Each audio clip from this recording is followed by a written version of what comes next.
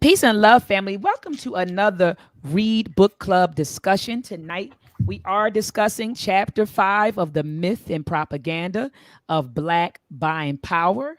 I am your host, Sister Dr. Ma'at, and I have two brothers on the panel with me. We've been rocking and rolling. I mean, Brother T, I think this is your second book in with us. Yep. Yeah, second book in with us. And Brother Everett, I think this is you and I, our third book together. Yeah, Because we read the bird. Yeah. So go ahead and introduce yourself to the listening audience. I'm brother. Go ahead, Brother T. My bad. My apologies. I'm Brother Tiwolo, brother, affectionately known as Brother T. Thank you once again for joining us another week of book club. Before we move any further, let's make sure you hit the like button. It helps with the YouTube algorithm and also brings more people to this discussion. Brother Everett. And I'm Brother Everett, Secretary of the UNIA in Baltimore, Barker Clark. And like Brother T said, hit that like button. Get at us. Yes, family. And also, I know that some people come in and they hear that we're discussing the book.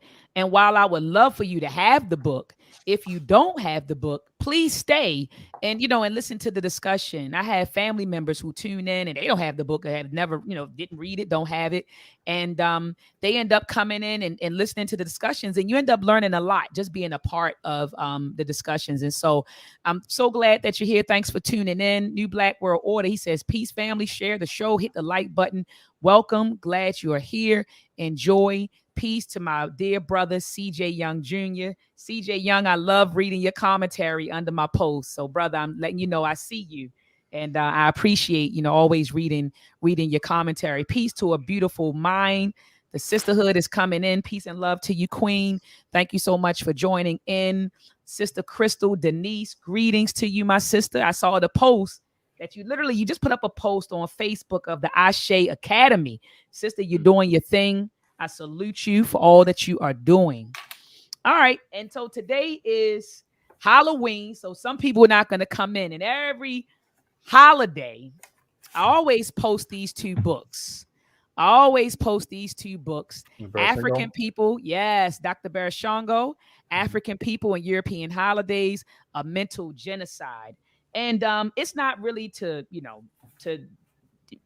knock people who participate in these holidays, but it's just to shed light and so that you understand what you're celebrating. Now, if you understand what you're celebrating and you still choose to decide to celebrate it, that's on you.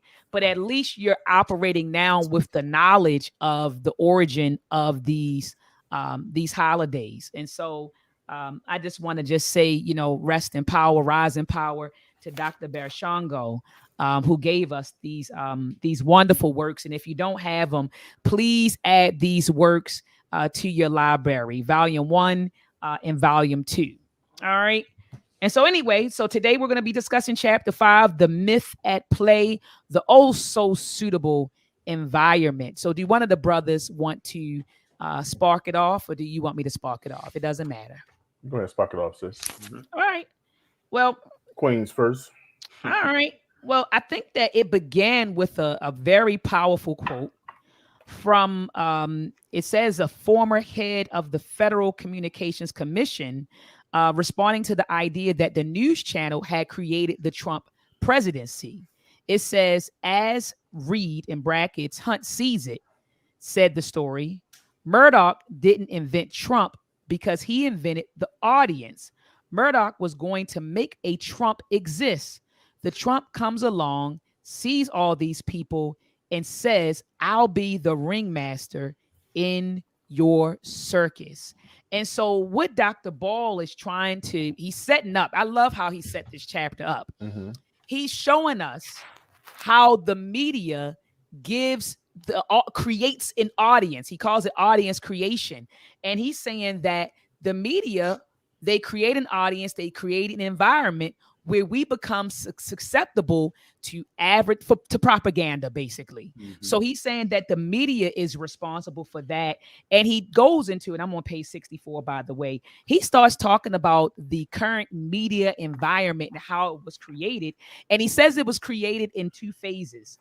The first phase, he calls phase 1. He said the initial 1990s commercial capture of our national cable networks by Fox, MSNBC, CNBC, and Bloomberg.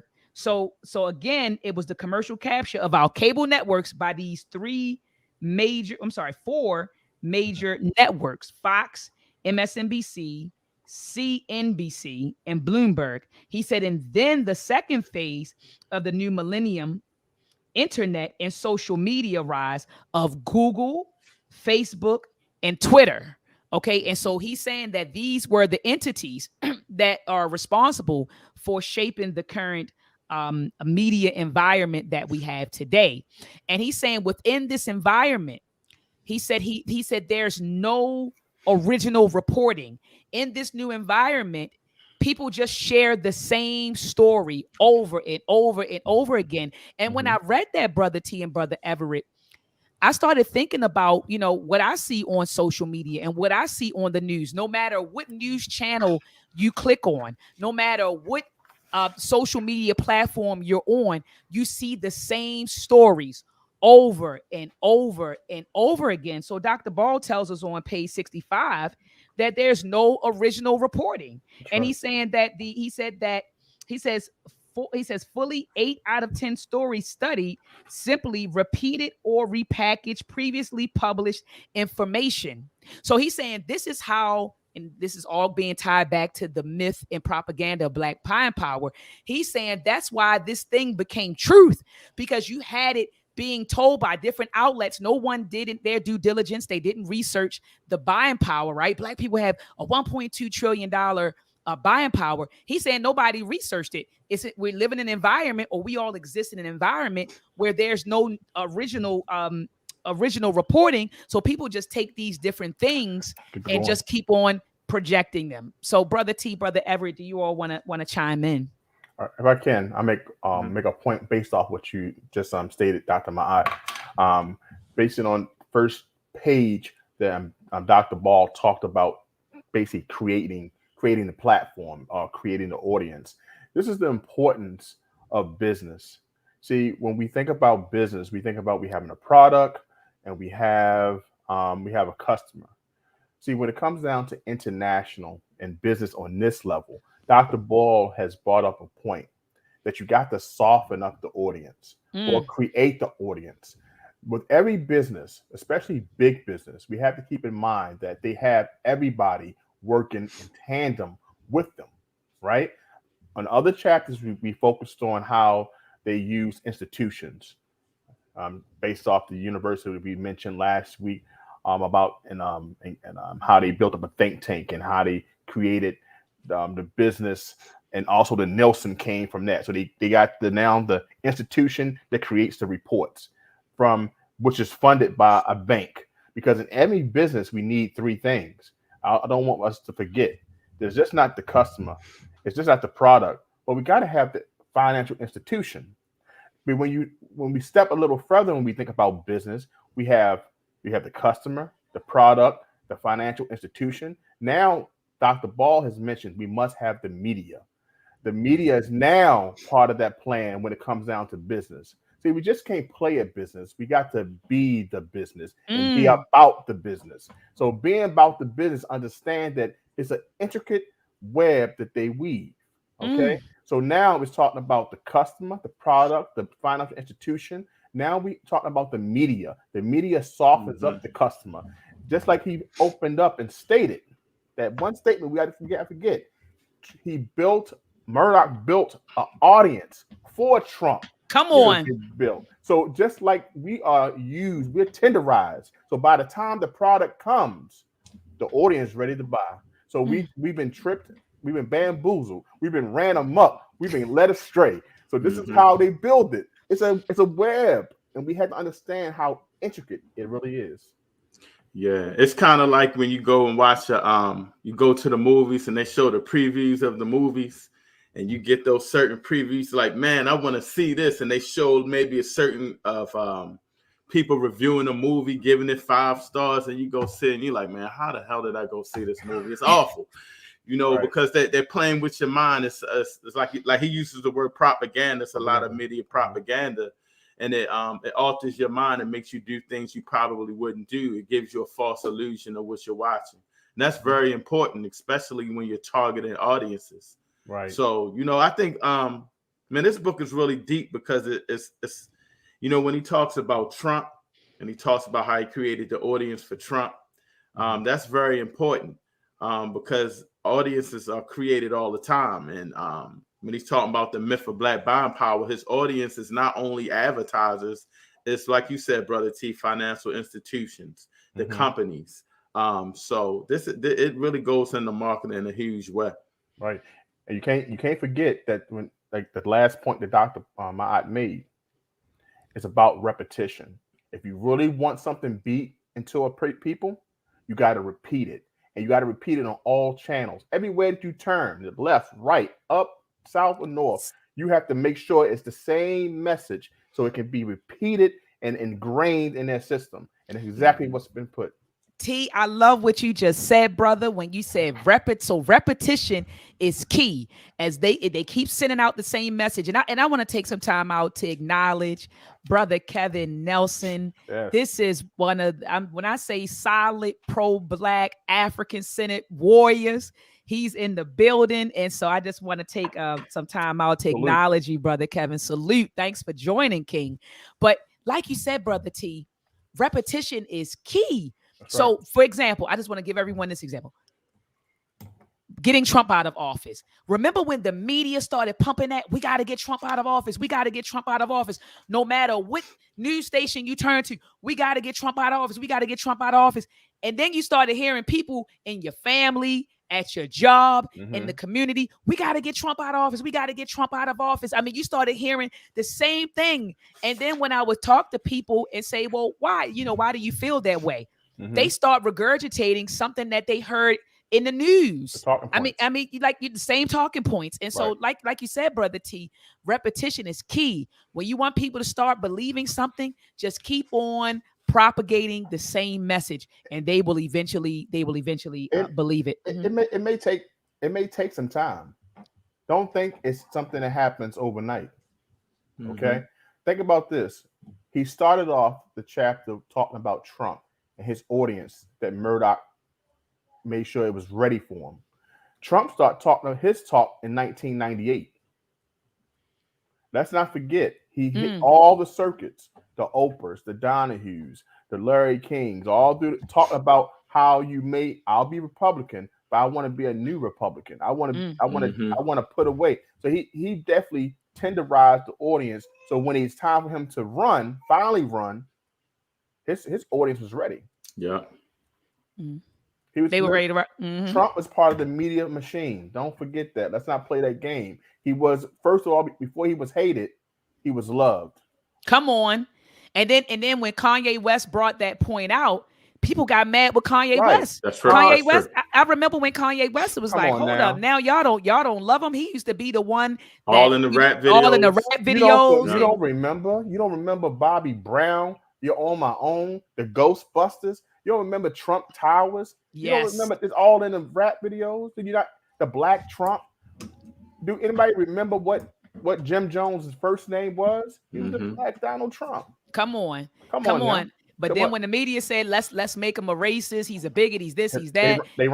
They ran. People's like, oh man, yeah, I'm going with the media. I believe, and I'm not defending Trump. I don't want anything. It's Dr. Ma'at, that'll be a snippet. That'll be a snippet. Dr. Ma'at's a Trump supporter. You know what I mean? They'll be on the internet. We talk about chapter 5. We're talking about chapter 5. Oh man. All right, but is that something he pointed out on page 66 at the bottom when he talked about energizing the economy to enrich those who own what is purchased, and it does not explain the actual condition of the purchaser. So he was, and just to give a little bit of context, again, he's talking about the media and the reported claims of Black buying power and how it went unchecked. And, you had folks who were, saying things like, it says, as previously said about GDP, to energize the economy is to enrich those who own what is purchased. So they're saying Black buying power will energize, is this idea that Black buying power energizes the economy. And Dr. Ball is saying here at the bottom of page 66, well, he said, as previously said about GDP, to energize the economy is to enrich those who own what is purchased and does not help explain the actual condition of the purchaser. So when I read that, I thought about the stimulus checks. Remember, they kept saying we're going to issue these stimulus checks because we're trying to energize the economy. We're trying to energize the economy. Mhm. So what you were really doing was trying to keep the rich folks rich, right? So we take our stimulus checks, we went, we bought bills, we paid our bills, we may have paid, bought some products. And so really when they kept saying they were trying to energize the economy, what they were saying is we're trying to keep these rich people rich. And that's what I got based on what Dr. Ball said. Right. That's how it works. And we have to understand the basics of the economy and how the money works. This has been going on for years. You give us money, and we are the consumers. We had to buy into the product to keep things going. So you're absolutely right to bring out that point. It's all about buying, making sure that we keep the businesses running. If not, the government has to do it, and that's what's happening all for the last 2 years. They was receiving money, and they would go ahead and put it into their business and their stock prices would inflate. And we think that the stock market is doing good, but really, in all honesty, it was the money they were receiving from the government. So it's a whole play, but that illusion has to keep alive that we are actually helping ourselves, but really we in turn helping the business. Absolutely. And so I know that he spent several pages on just explaining how if you are a writer, and you publish an article about Black buying power, that your article is referenced a bunch of times. There's a lot of focus on your publication. But he said that, rarely do they focus on reports that actually explain the true economic condition of Black people. So Dr. Ball was saying that he was invited to speak, a few times on interviews, and he would talk about, the myth of Black buying power, and they wouldn't publish his statements, or they would put him on a panel with some people and then cut him off and give other people more time, as if it's like, wait a minute, we don't want to get this information out there, right? Because if we get this information out there, then these white corporations may say, well, let me pull back some of my advertising dollars. And, the Black bourgeois who benefits from this, they don't want their money being messed with. So he was showing how basically a lot of those reports that really talk about the economic condition of Black people, i.e., when they're talking about the Black unemployment rate and how the Black unemployment rate is twice that of white folks, and how so if the national economy, they may say, oh, the national economy is looking good at the job market, what they say, unemployment is 6%, but they saying while it may look like that for white folks, it's really double. The unemployment rate is double for us. So reports that talk about that, reports that talk about the racial wealth gap, the reports that talk about how the true economic condition of Black women, because these Nielsen reports will say, oh, Black women have more businesses. They have 2.5 billion businesses, but they don't tell you that most of those businesses don't have employees. Most of those women are still, go ahead, Brother T. No, I only one employee. One employee. Yeah. One employee. So you won't hear one. Army of one. So they don't tell you that. They just say Black women have 2.5 million businesses and they are doing this and they're doing that, but they don't, so those reports will get, some play.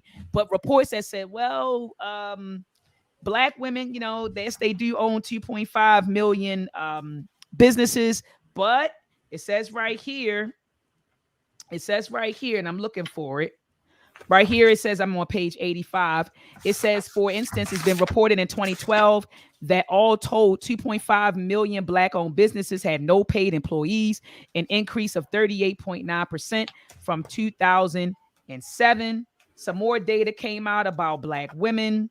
It said the median annual earnings for full-time year-round Black women workers in 2017 was just over $36,000. In amount 21% lower than that of white women. It says the immense disparity in wealth between white and Black households has reached its highest level since 1989. For every dollar of wealth owned by the typical white family, the median black family owns 5 cents. And for black women, levels of education, experience, and age to not come with commensurate levels of pay or access to wealth. And at its most extreme, black single mothers experience the largest wealth disadvantage with a median wealth of 0. See, that's not the data that they put out there. Right. In the Nielsen's report, they're saying the black woman is, she's educated, she has businesses, she is a consumer, and we need to cater to her and what she wants. But reports that talk about this hardly gets any play. You can't. Black girl power. My fault, brother T. I was going to say something. Dr. Mott, you touched on something right there. This brother comes with a lot of facts, and when he drops down facts, it seems like every time he's coming with facts, they misquote him. I don't want to say misquote him. They don't put the full detail of what he's saying in there. He was saying, I think one time he said that an article had to get pulled and then replaced again because he was upset. He would have been taken for taken out of context. But I want to go back because he's adding a lot of what he's doing is adding a lot of research. And he mentioned something that's important on like 65. He's talking about the Baltimore Sun, and he's talking about journalism. And I thought about that. I was listening to a sports show the other day, and they were talking about it, complaining about new journalists today, how they share something or they find something on social media and they just reshare it and comment on it. But back in the day, you had to come with resources before you had to come with something. So all of these things, it made me think of all of these things that he's questioning. He's questioning the research that they're doing, and he's coming up with his own research. And like you said, they mentioned something about the black female workers and how much they've accomplished, and he comes back with something saying that's not totally true. So the thing I really got from this chapter, when he's talking about the media and social media and how we're sharing things so quickly and the downsizing of true media outlets like our newspapers and how they're supposed to really be about journalism and research, that thing is gone. So we're getting a lot of reports and a lot of stuff that aren't detailed enough, and we're getting false information. That's a good point. Good point. I'm glad you brought that up because I read that portion too. I wanted to talk about it because you look at when it comes down to journalism, right? You think about that person has to vet the sources, have to pull them and make sure that everything is right, dot every I, cross every T, right? Before you put it out to the public. Back in the day, that was like a noble profession. I'm a journalist. I'm research. Now it's about selling a story, and it's not about worrying about the facts. Just sell the story, put it out, produce the propaganda. I remember when they talked about Trump, especially when this article, the way this started out, I was like, oh, I remember when Trump said that Republicans were dumb, and if he ever ran for president, he would run as a Republican. Yeah, he said that. He was a Democrat at the time, I thought. That was fake. That's crazy. That was fake. It's fake? That was fake. Dang, that's crazy. Once you dig and try to find it, it's nowhere to be found. It was just something that someone wanted to put out. You know what I'm saying? So like no one can find when he said it, where he said it. They just know that it was a meme. That's how bad people can find propaganda. So when we get these stories, when we see things, it's imperative for us to come up with a solution. We have to get rid of the myths. And that's what we said all through this movie. We have to dispel the myths in order to create a solution for our problems. I'm glad you said that, Brother T. Oh, I love our synergy. I'm so glad you said that, Brother T. When you said we have to get rid of the myths in order to create our solutions. Because Dr. Ball, he said, and I'm kind of looking for it. This is on the page where he mentioned Louis Farrakhan. This is on page 79. And he said that in 2015, Minister Louis Farrakhan had spoke to 50 Black publishers and editors about, the 1.3 trillion in buying power from Black people. And so the minister was saying, hey, well, if this is true, then let's get Black people to take 10% of their earnings and put it into a bank where we can now finance businesses, right? And so you know, Dr. Ball says right here, he says the message was similar to and tracked with the previous described precedent of using unattributed numbers as basis for grand political pronouncements, promising possibilities which do not exist. So if we are to come up, like you said, Brother T, with workable solutions, then we have to base these things on facts, right? So we got to get rid of the myths. We have to base them on facts. Otherwise, these solutions won't work. They sound like great ideas, but they're not workable ideas. Right. That's right. So I wanted to say that. Perfect point. And just to build on what we was talking about, even though our women, our Black women have all these businesses, 2.5, I think was the number. In order for business to function and in order for it to be profitable, not just for the owner, but for the state, the country, we have to build industry in order to have multiple. One thing Amazon, multiple employees, one thing Amazon has in their favor is they can go to any city or town and say, I can employ 15,000 people. And that's is what gives them the advantages, the tax advantages, and also the media behind them, and give them the stories based off their power to employ. And that's what that is their leveraging tool. So not to say that we shouldn't start business, but to understand that big business has to be created. We have to find a way to create an industry such as that 15,000 employees to be really employing our people. And that is what we need to find out in order to get to that level. Yeah, Brother T, you mentioned it, industry. I don't want to stereotype, but a lot of Black females are in the hair industry. They do hair, stuff like that, but we don't own the companies that distribute the products. We don't own the hair products, the fake hair products and stuff like that. Which is the major industry. It's where the money's being made. So like you said, it's a big industry type thing. We may have businesses, but we're not controlling the resources to provide most of the jobs and everything like that. Nellie Fuller said it best. And every time we talk about something in these chapters, I think about when it's ran by the machine and when it goes through each one of the cycles, when we go through the Bank of Americas, when we also understand it's going through their institutions, and then they building this organization that builds and write these reports. I think about how he realized even if we get business, we have to break through WS, white supremacy. Because this is the system at work. Yeah, we can get a business that can compete, but it's a system that they created. Yes. And he always explains on all 9 areas of human activity, it's created, and we have to break through that. That's the challenge.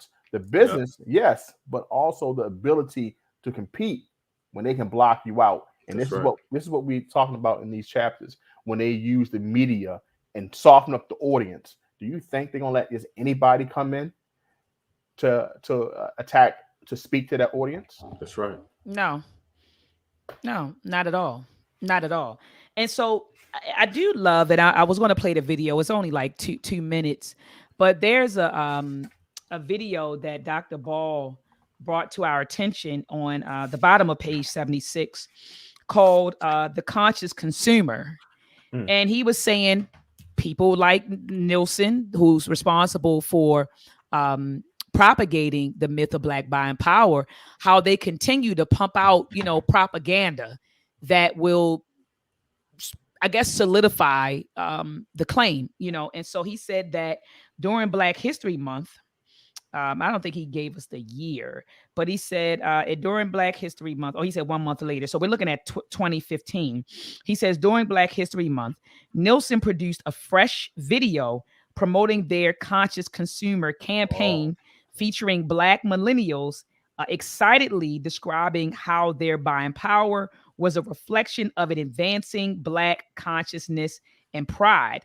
The video performs with near perfection the previously described goal of redefining Black power as commercial consumption or shopping.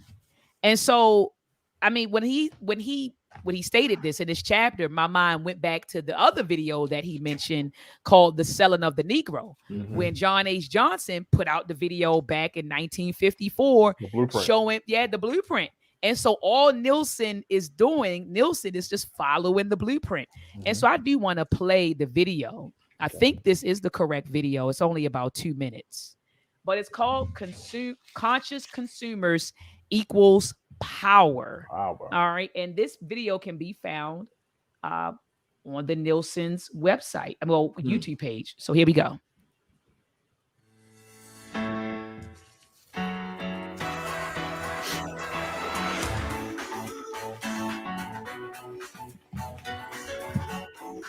So let's talk about Black cultural influence. What types of social media do you use? I use Facebook quite a bit. I use my Instagram. I use Facebook. I'm on Instagram. I use Snapchat, Twitter.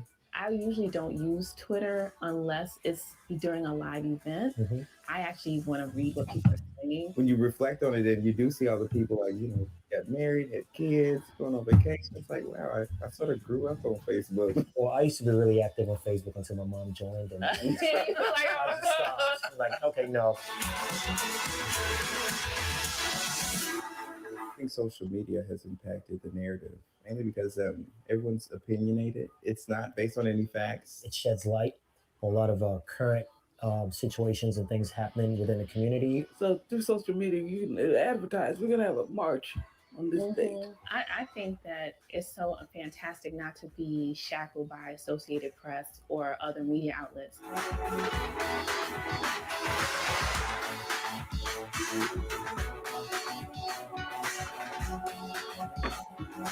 I think social media definitely plays in the role with our consumerism today. I'll check reviews while I'm on the phone in the store. I use my mobile phone depending on where I'm at, like in real time. So I want sushi and I'm in a specific area. I think Black culture has had a huge impact on popular culture. Look around you. How many times you see a moonwalk? I've seen a rise in African American hair culture lately, especially like with the natural hair. And language. Yeah. The words that we're using, like turn up or whatever, things are becoming more mainstream.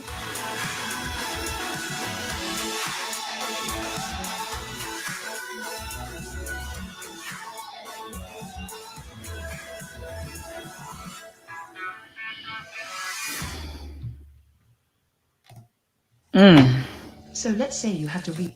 So conscious consumers equals power. So you hear a lot of this. What's this? We continue to conscious consumers. So they have different people. I'm looking at this. Black History Month, meet Karen, meet Desmond. And so they're talking about, let me see something. I'm just curious. We believe that social media and the internet can change the world. We founded the R.E.A.D Project to raise awareness about the impact of HIV and AIDS on women and girls. We started with one tweet and have been using social media ever since. When we started R.E.A.D, we were on. Do you notice that in these videos, they keep showing stats about us? 65% of Black people own a smartphone. 65. Now look at this. Blacks, 8 to 34%. Spend 11% more time on Twitter than they keep Twitter these and Facebook. Now we've expanded to Instagram, Pinterest, and Tumblr. We're changing the world one tweet at a time. Our inspiration, Rosa Parks. What Rosa Parks did seemed insignificant at the time, but it changed the world and it made a huge impact. Every time that we tweet or post a status update, we're reaching tens of thousands of people, and hopefully that empowers them to take action against this disease. We are 2 of 43 million Black people in the U.S. We're bloggers, we're empowered, we're conscious consumers. I am me. And I am me. And we matter. So we are conscious consumers. So we feel, and you hear these words, conscious consumers, empowered, right?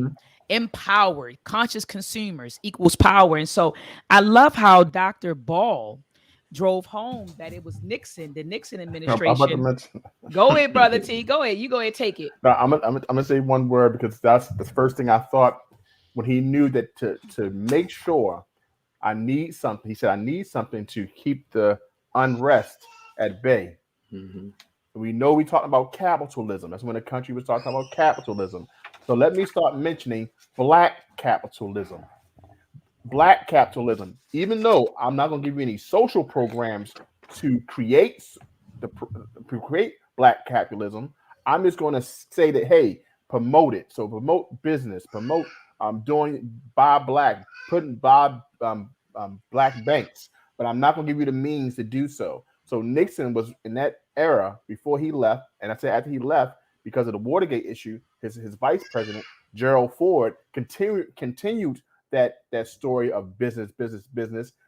That's when multi-level marketing was created. So that was another tool that they used in order to promote be your own boss, be big business. Why? Because the government don't have to do it for you. If you do it yourself, you won't need us.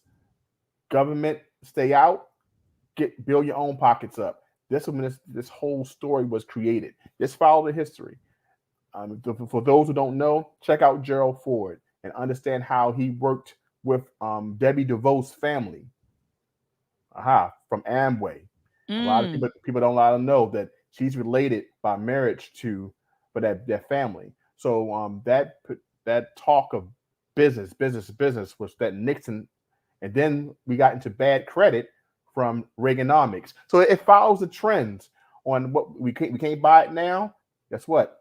Use your credit card. So a lot of people we got damaged by all these campaigns created by the marketing agencies and also with the help of the government. Facts. Mm-hmm. Brother Everett, did you want to chime in? But no, he said it. He said it best. He said it best. You know, when you saw it, it's like it's an agenda, like Brother T said, it's like a market employee. But even in the beginning, you know, he talks about how the web. I know sometimes when you go on Facebook and let's say you click on something, and then you might start getting the same kind of information that feeds you. So they kind of even can manipulate that what you're getting as well. So like you said, it's an all-around agenda and marketing push. It's crazy. Absolutely. And I love in this chapter how Dr. Ball mentions Dr. King and how Dr. King, because you know how when something wrong, our first thing is we're going to boycott. And he, you know, that's why it's so important really to really study these people that we say that we love and we hold in high regard. Because even after a while, Dr. King said, I mean, boycotting is fun. I mean, it's fine, but I see the limitations of that. Now we need to go after the power, and the power is in policies. That's what Dr. King, that's why he said, hold up, we need a redistribution of wealth, but I'm going to go through policies. This has to be a political movement, right? Not just, you know, just not an economic movement where we say we're going to withdraw our dollars. He said that was fine. Like it, you know, he got what he wanted, but he said even in that, Dr. King said he saw the limitations of that. And on page 71, I love how he says that, you know, he says that Dr. King's increasing radicalism, frustration with the lack of progress of boycotts and nonviolent protests, or his evolving preference for socialism, or at minimum, massive government intervention in the redistribution of wealth. See, a lot of people don't, you know, they still stuck on the boycott that happened, the Montgomery boycott. What year was that, Brother T? It was at the tip of my tongue. 64, 65. Let me look it up. So a lot of people were, you know, oh, Dr. King, we got to boycott. We got to do what Dr. King and them did. But Dr. King, I mean, before he passed he was assassinated. Before he was assassinated in 1968, Dr. King even said, well, wait a minute, you know, I see the limitations in boycotting, right? And he said, you know, it's a clip running around, circulating on YouTube where Dr. King said, run me my check. I'm going to Washington to get my check, you know? And so I think that if Dr. King was never assassinated, I think he would be on the same tip of Dr. William Darity, Dr. William Sandy Darity in that fight for the government to create policies that will remedy or redress historical and current inequalities. My apologies. It was December 1955 Dang. to December 20th, 1956. 50s. So it's the Yeah. 50s. Okay, Yes. all right. In my mind, I was thinking 62. Sister Yeah. Crystal, Denise, she said it would be even more interesting if some debt stats were mentioned. Yeah, I do agree with that. I definitely agree with that. Did you all see how he took another dig at Jay-Z at the bottom of Yeah. page 83? 444. He said the 444 album, Mhm. financial freedom, my only hope. Right. Yep. F living something and dying broke, and Right. so yeah, and so What's better than 1 millionaire too? yes, what's better Yeah. than 1 millionaire too? Right. Yeah. Especially when they the same hue as you. I Yep. remember that. No one wins when the families feud. I remember that. Mhm. And he said buy black and build black. Buy black and build black. But he never talks about policies, going for political power. So, like Right. you said, Brother T, in the last discussion, Jay-Z would have you think all I got to do is get the right, art piece and Mhm. flip it, or invest in the right real estate and flip it, and I can somehow change, the trajectory of my family and my community and my race.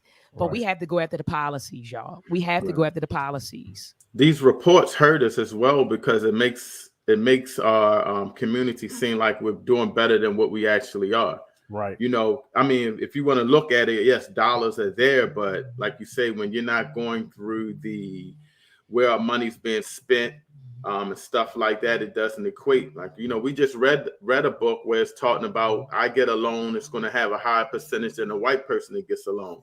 So Mhm. it's not adding all of those in. And I think that's why we're behind. And like you said, with these reports always manifesting outward, it's going to be hard for us to go get policies changed, because they're going to look at these reports. And the fact that these reports can be really damaging. And really can be damaging. Absolutely. Why do I need to give you reparations? You make your people bring in 1.2, 1.3 trillion a year. That's what you all are spending. What do I need to give you reparations for? Exactly. when what you spend is equivalent to a national economy? Right. And so like you said, Brother Everett, these reports are going to end up hurting us anyway, boomeranging us. In this chapter, if I'm not mistaken, didn't he talk about the yearly income of the average household, like $41,000? Yes. And this is when he broke down the number. How can you really be a benefit of talk about power when you're spending all you have? Right. So it's like, in order to make any money, in order to be powerful, you have to move money. You can't just be a person who consumes, So, and along with inflation, all the things that's happening in this world right now, our dollar is not what it used to be. We can't buy the same things. Especially that's one of the points Sister Crystal made, that we have to see the debt, because when we see the stats on the debt, then we realize how much we're really in a hole. Exactly. And then we'll understand exactly those statistics that state that in maybe 35 to 40 years, the average, the median black household will be worth zero. We'll really understand, because we have the stats right there to show us that we don't have the money in order to produce the power, in order to move to the next level. And that's why I think the stats for the debt is really important. That's a good point that she made. Yeah, absolutely. I think, wasn't it a part where he was saying if you went by the reports, black people in America alone would be like the 17th richest nation? But after he broke down the expenses and stuff like that, we would be one of the worst nations as far as we'd be as far as monetary wise. So I think that he's hit on a lot of powerful points that I never really even thought to look at. It's amazing. Right.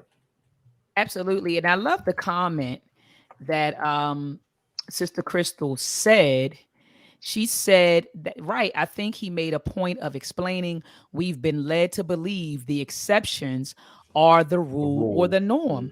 And I blame the media for that, Sister Crystal. Like you said, and I know that Dr. Michelle Alexander, in her book, The New Jim Crow, one of my favorite books, T. I remember when you started reading that book, and it's a really good book, and she mentioned the same thing, Black exceptionalism. They the media perpetuates that, and so you would think that all Black people are doing well. When you see the Beyoncés, the Jay-Z's, the Oprahs, the Tyler Perrys. I mean, hell, T, even when I went over to Africa, they thought that we had money.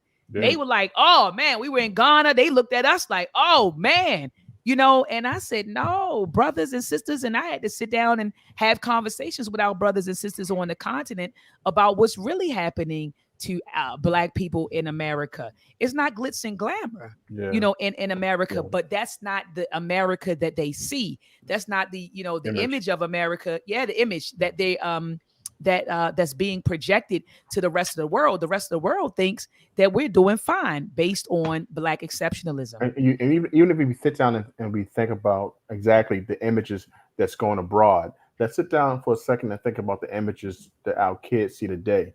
If you don't put a lot on education, or you don't think education is important, because this is what you hear: just start a business. Don't worry about getting your degree. You'll push a Jay-Z who doesn't have a high school diploma or a college degree, because guess what? Jay-Z did it. Jay-Z, he walked into boat rooms. He moves in a room full of vultures. So these are the things that they tell you and they push. So our kids don't look at education as being important anymore. Because if Jay-Z can do it without a degree, what do you need? What did you need a degree for? So it's about who can we push. And remember, think about who we push to our community. Just look at the background. They push people who will keep a group of us down. Because they say, hey, don't worry about degrees. Just be like Jay-Z. And what happens is those kids may not even strive to get a bachelor's, master's, or doctorate, because they are looking at what's being pushed out there. And that's why these stars are being pushed up. We have to be real careful who our kids idolize. Oh my goodness, T, that's a whole nother question, because I need a whole nother conversation, because I can't stand Little Nas X. Oh my gosh. I can't stand Little Nas X. I can't stand him. And so I agree 100% with you that we have to be mindful of who our children look up to. We have to, because what he did was he pulled some stuff. I mean, the children were the ones that put Little Nas X on the map. We don't listen to that crap. The children loved him. He was going to different schools, performing his Old Town Road. He was going to different schools and he was performing, and the kids loved him. They started following him on Twitter. Singing the song. And then, and then he got into some controversy with the white folks because they didn't want him on the country billboard. So then Billy Ray Cyrus, he got on the track to make it, a country song. And then it blew up. And then he, then next, he's tweeting about his sexuality, which I don't understand is anyone's business. I think that your sexuality should be explored with whoever you explore it with, right? I mean, as long as it's not, but I don't need to know what you do. I don't need to know that. And the children, and look, T, in the millions of children who are following you, they don't need to, they don't need to know your sexuality. But that platform that they want to push up had to make sure that they soften it up. So you understand that it's so many layers now, right? The stars they say, I have my audience who's going to buy my music. Now I need to tenderize another audience to put me. So even if his music doesn't do well, that person who owns the Little Nas name, that industry, that record exec, they now, hey, let's put him over here. Let's say that he's gay. Okay, all right, let's put it over here. He's not gay. I was like, they make sure they monetize each aspect of him. Yes, they do. And so it has to be an audience that eats it up. Who likes the tantalizing stories? Well, put it over here to this audience. You understand? They have a whole playing field of how they monetize out of these stars. That's a fact. We're just used as test dummies, basically. Yeah, that's a fact. you know, and then he came out with the Satan shoes, and now he has these provocative videos, men in the shower, kissing the dudes in the mouth on BT. You know, he's really, and you know what's sad, brother T, is crazy that gay people are speaking. Like, it's now when the gay folks start running you. I mean, come on now, T. Like when the gay people start saying, you know, oh, I don't like little. You know that it's a problem. I mean, literally, gay people started speaking out. Black gay people, they doing too speaking much. out. Yeah, Doing they was too like, much. they was like, he doing too much. Yeah. I was looking at black gay comedians. They was like, this is just too much. You know, this is like a gimmick. But like you said, brother T, they're creating the audience. They're softening everyone up. You know, and that's just what it is. So brothers, I mean, I don't have any closing words for this chapter. I think that we kind of touched on everything.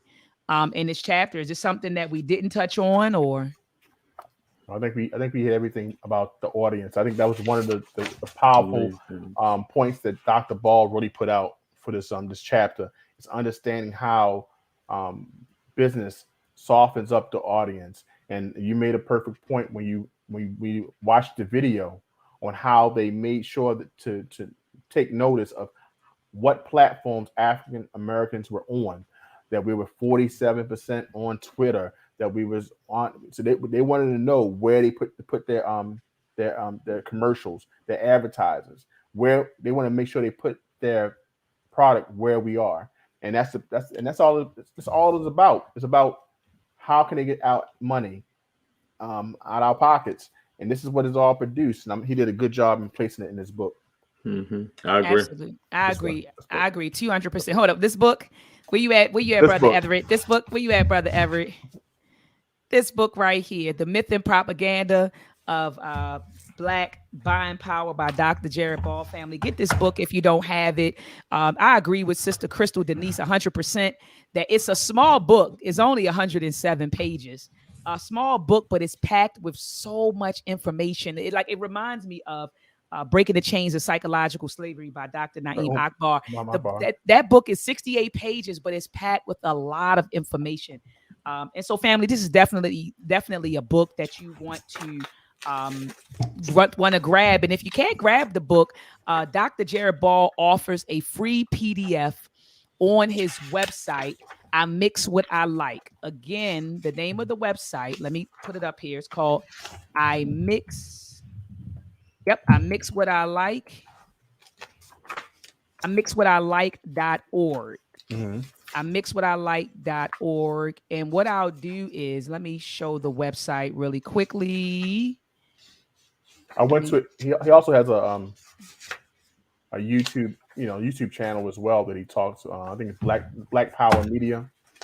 I went there last week and mentioned that we're doing a book. He was definitely happy to hear that you were doing a book on your channel, Dr. Mott. Oh, beautiful. You had told him in the chat. Yes. Oh, thank you, Brother T, for putting that out there to him. And so he was happy to hear about it. He's definitely happy. He made a comment about it and everything. Beautiful, beautiful. And so this is his website, I Mix What I Like.org. And what I'll do is drop the link in the chat for you all to download The Myth and Propaganda of Black Buying Power. Again, it's a free PDF if you don't want to get the book. I just get the book because Brother T and them will tell you I mark my books up. So I have highlights and notes in the margins and so I like to I don't know if I'm just old school and just like to mark up things and hold things in my hand. Mm-hmm.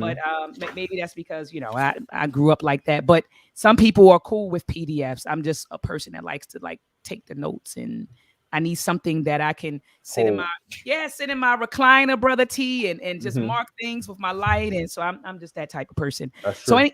So anyway, family, join us back here next week to discuss chapter 6. Freedom was the call, but instead they got a bank. He said freedom was the call, but instead they got a bank. And so freedom. You said free. Oh, The yes. Freeman Bank. So that's what he's going to talk about in this next chapter. Oh, snap. Oh man. Okay. Wow. Cool. And that bank ended up closing, and they said that we didn't have much input. I don't think they said that we didn't have a lot of input to do with that bank, but they took our money. Didn't they take? They closed stole the up? money. That's right. Investors stole the money or whatever. The banker stole the money, then closed it, and the black people were left without any money. That's right. If the truth be told, I think if you do calculations, that's reparations right there. Something like they were saying. Some back then they were saying how much money was in there. If you calculated it out, it'd be a nice check for people right now. They said, I think that in today's value, it would be 50 in that short period of time. Slaves accumulated over $53 million. That's crazy. And they just closed the bank and took our money. I'm hoping that he mentions that, but it's definitely in The Color of Money. It mentions that, so I hope he mentions that information. And if you check out anything about Freeman's Bank, so very few little information out there about it, especially people still trying to get money today from because the records weren't kept that well, but they are records that are kept, and I'm hoping that he talks about this. If not, we definitely have to talk about it on a later date. So don't want to give the black folks reparations for that, but Biden is talking about giving the immigrants, or was it the Afghans, $450,000. But I digress. I'm not even going to get started, Brother T. Family, join us back here next week at 7 p.m. Eastern Standard Time to discuss Chapter 6.